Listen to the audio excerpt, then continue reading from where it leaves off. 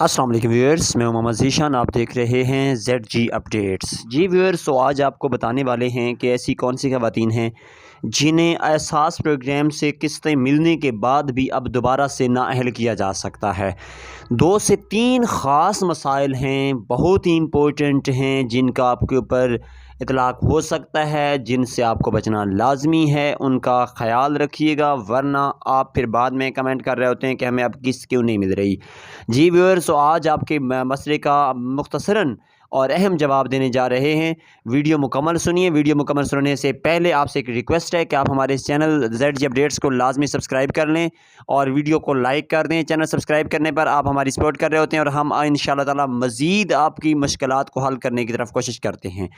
Viewers, पहली बात यह है कि आपको तब नाअहल किया जा सकता है जब आपके घराने में से किसी की भी गवर्नमेंट जॉब हो जाती है, क्योंकि याद रखिए, एहसास प्रोग्राम की जांच पड़ताल हर 24 घंटे जारी है।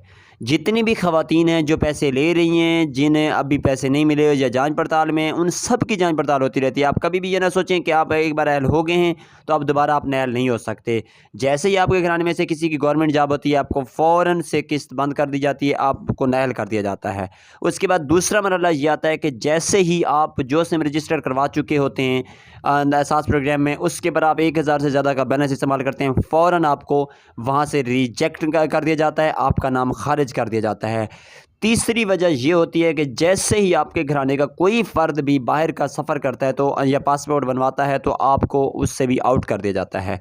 चौथी और अहम वजह ये होती है कि जब आपकी पेमेंट आ चुकी होती है, लेकिन अब 4 से 5 महीने तक आप निकलवाने नहीं जाते, आपके अकाउंट में पेमेंट पड़ी रहती है, तो आपको आपकी वो पेमेंट भी वापस कर दी जाती है और आपको नाअहल कर दिया जाता है, ये सोचते समझते हुए कि आप इस प्रोग्राम से फ़ायदा उठाना चाहते ही नहीं हैं। इसलिए आपसे रिक्वेस्ट है कि आपकी किस्त जैसे ही आती है, फ़ौरन से अपनी किस्त वसूल किया करें।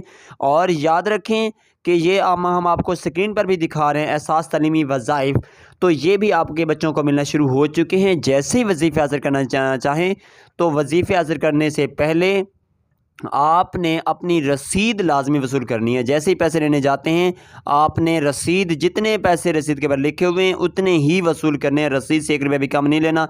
ये भी हो सकता है कि रसीद के ऊपर आपको 25,000 तक भी मिल जाए। अल्लाह हाफ़िज़।